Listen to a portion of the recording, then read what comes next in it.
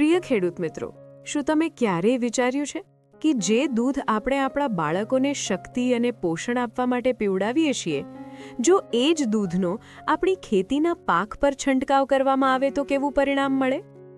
ઘણીવાર જ્યારે ગામમાં કોઈ જાગૃત ખેડૂત પોતાના પાક પર દૂધનો સ્પ્રે કરે છે, ત્યારે આસપાસના લોકો તેમની મજાક ઉડાવે છે.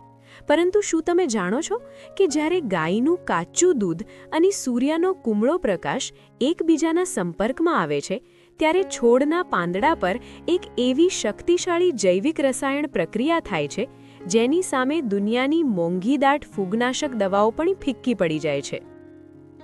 જો તમે ટામેટાં, મરચાં, શિમલા મરચાં અથવા દૂધી, કાકડી, તરબૂચ, ટેટી જેવા વેલાવાળા શાકભાજીની ખેતી કરો છો અને બજારની મોંઘી દવાઓ છાંટીને થાકી ગયા છો, તો આજનો આ દિવસ તમારા ખેતરમાં એક નવો ઇતિહાસ લખવા જઈ રહ્યો છે.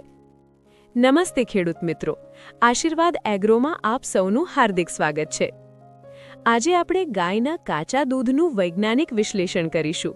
આપણે જાણીશું કે દૂધમાં એવો કયો જાદુઈ સ્ત્રોત છે જે કરમાતા છોડમાં પણ નવું જીવન ફૂંકી દે છે. આજે તમને કાચા દૂધના સ્પ્રે વિશે A to Z સંપૂર્ણ માહિતી મળશે. તો એક પણ સેકન્ડ ચૂક્યા વગર આ વિડીયોને અંત સુધી ખૂબ જ ધ્યાનપૂર્વક નિહાળજો. ચાલો ખેડૂત મિત્રો, સૌથી પહેલાં આપણે એ રહસ્યને સમજીએ કે આખરે ગાયના દૂધમાં એવું તો શું છે જે ખેતીમાં આટલો મોટો ચમત્કાર કરી શકે છે. ખેડૂત ભાઈઓ, ગાયનું દૂધ માત્ર પીવા માટેનું પૌષ્ટિક પીણું જ નથી, પરંતુ વિજ્ઞાનની દ્રષ્ટિએ તે એક અત્યંત જટિલ અને શક્તિશાળી જૈવિક રસાયણ છે.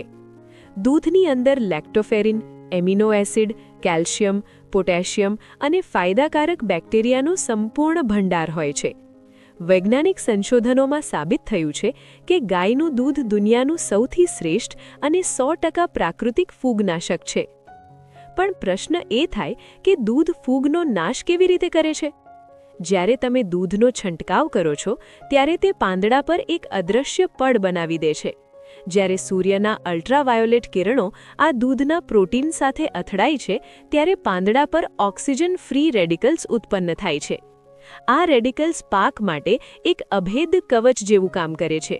જેવી કોઈ ફૂગ પાંદડા પર બેસે છે કે તરત જ આ રેડિકલ્સ તેને બાળીને ભસ્મીભૂત કરી નાખે છે. એટલે કે બીમારીને પાંદડાની અંદર પ્રવેશવાનો મોકો જ નથી મળતો.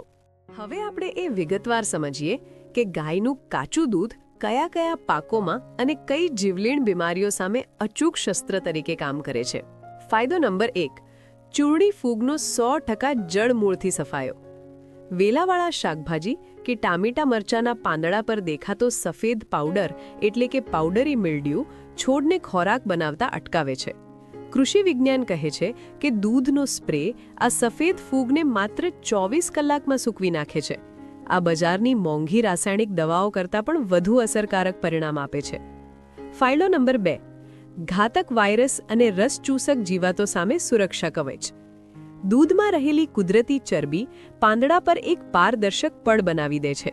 જ્યારે થ્રિપ્સ કે સફેદ માખી રસ ચૂસવાનો પ્રયત્ન કરે છે, ત્યારે દૂધના આ મજબૂત પડને કારણે તેઓ પાંદડાને વીંધી શકતા નથી.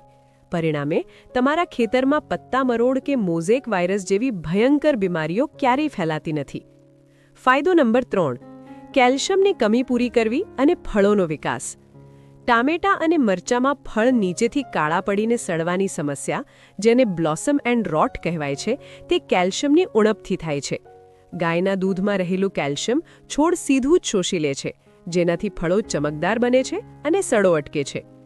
ફાયદો નંબર 4, પ્રાકૃતિક સ્ટીકર તરીકેનું કામ. બજારના મોંઘા સિલિકોન સ્ટીકર પાછળ ખર્ચ કરવાની જરૂર નથી. ગાયના દૂધમાં રહેલી ચરબી દવાને પાંદડા પર સમાન રીતે ફેલાવે છે અને તેને મજબૂતીથી ચોંટાડી દે છે.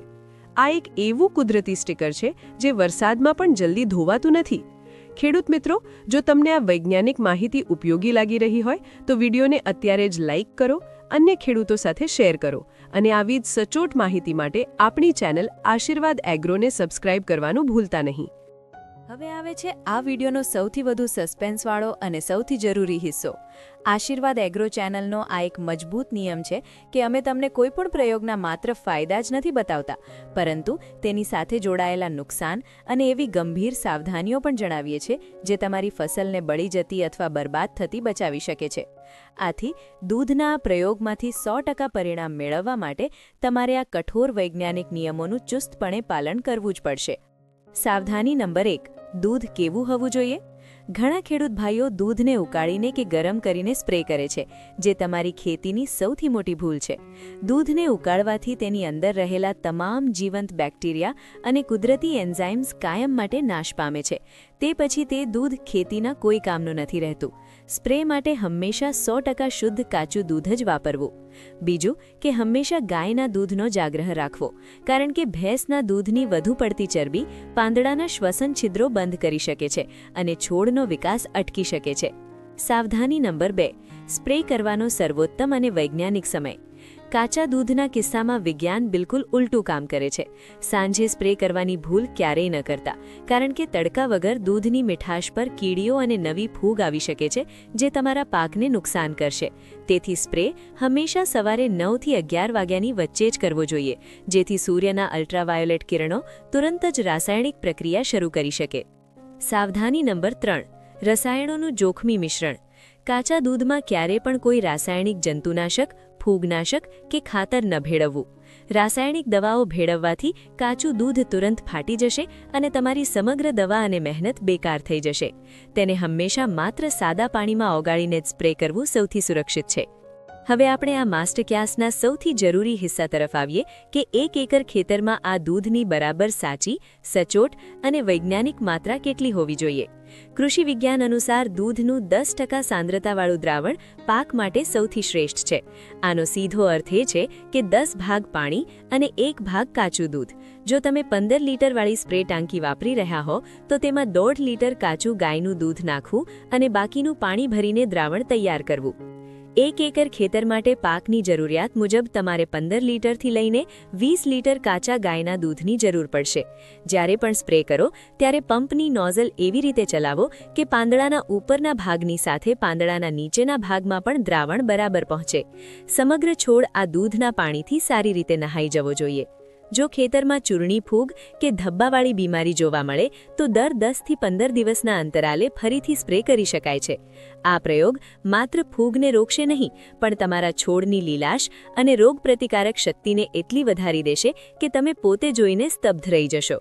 ખેતીમાં ખર્ચ ઘટાડવાની આ ઉત્તમ વૈજ્ઞાનિક પદ્ધતિ છે. નિષ્કર્ષ તરીકે જો આપણે જોઈએ તો પ્રકૃતિએ આપણને દરેક બીમારીનો ચોક્કસ ઇલાજ આપણી આસપાસ જ આપ્યો છે. બસ આપણે તેની પાછળ રહેલા સાચા વિજ્ઞાનને સમજવાની જરૂર છે. ગાયનું કાચું દૂધ એક રસાયણ-મુક્ત, સુરક્ષિત અને ખૂબ જ શક્તિશાળી જૈવિક ફૂગનાશક છે. તે આપણી ફસલ, આપણી જમીન અને આપણા સ્વાસ્થ્ય આ ત્રણેય માટે ખૂબ મોટો આશીર્વાદ છે. જે ખેડૂત ભાઈઓ જૈવિક ખેતી કરે છે અથવા જેઓ મોંઘી દવાઓનો ખર્ચ બચાવીને નફો વધારવા માંગે છે, તેમના માટે આ સ્પ્રે કોઈ ચમત્કારથી ઓછો નથી. અમને પૂરી આશા છે કે આશીર્વાદ એગ્રો ચેનલની આ ઐતિહાસિક માસ્ટર ક્લાસ તમારા માટે ખૂબ કામ આવશે. આ જાણકારી તમારી ખેતીના દૃષ્ટિકોણને બદલી નાખશે અને તમારા હજારો રૂપિયા બચાવશે. જો આ માહિતી ગમી હોય તો વિડીયોને લાઇક અને શેર જરૂર કરજો. આવી જ સચોટ માહિતી માટે આપણી ચેનલને સબસ્ક્રાઇબ કરવાનું ભૂલતા નહીં. ધન્યવાદ. જય જવાન, જય કિસાન.